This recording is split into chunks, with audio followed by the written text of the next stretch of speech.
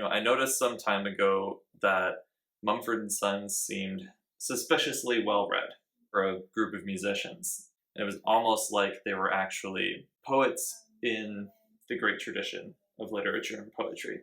So I started looking into it and outlining all of the different people that they referenced in their song lyrics. Found a good amount of T.S. Eliot, a lot of Shakespeare, a lot of scripture, and on their first album, a lot of John Steinbeck. So it just got me thinking, what was it about these great authors that inspired them so much so that they made their way into the songs?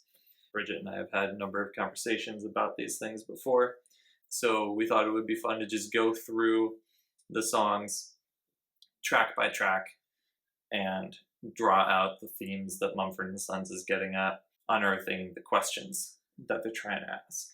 Marveling in the amazingness of Mumford and Sons, for me at least, being able to look at their lyrics and finding the deeper meaning, scratching beneath the surface and seeing the things that influenced the songs, really looking at literary works, scripture, philosophers, that sort of thing. Maybe trying to get a sneak peek into what they were thinking, when they were writing them, and just unpacking them more. Yeah. And finding the truths of the world in their lyrics and just what it says about human nature and what it says. These songs can be enjoyed on a number of different levels, right?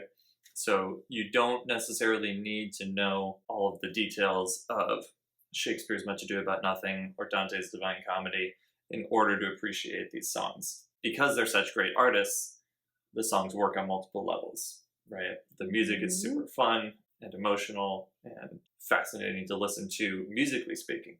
And hopefully going on this journey with us helps to enrich your appreciation for Mumford and Sons lyrics, which hopefully will then carry over into appreciating the song's musical qualities more as well.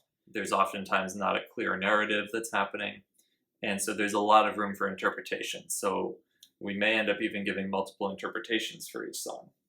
And it might seem at times like we're just grasping at straws and finding connections that aren't really there. But the universe kind of works that way. There are a lot of connections between things that even the creators of those things never even thought of. Even if Marcus Mumford wasn't thinking of Dante when he wrote Roll Away Your Stone, I think it still very much mirrors Dante's journey through hell, purgatory, and heaven. Very excited. Yep, happy to journey alongside you in learning more about not just the lyrics, but also the literary works that accompany those lyrics. Excited to be kicking off a new stage of that journey with this podcast, and looking forward to having all of you listeners and viewers follow along with us and keep us accountable to make sure that we actually do this. So thanks for watching or listening to this, and watch for that first episode to drop. Sign no more on 3. 1, 2, 3. Sign no more.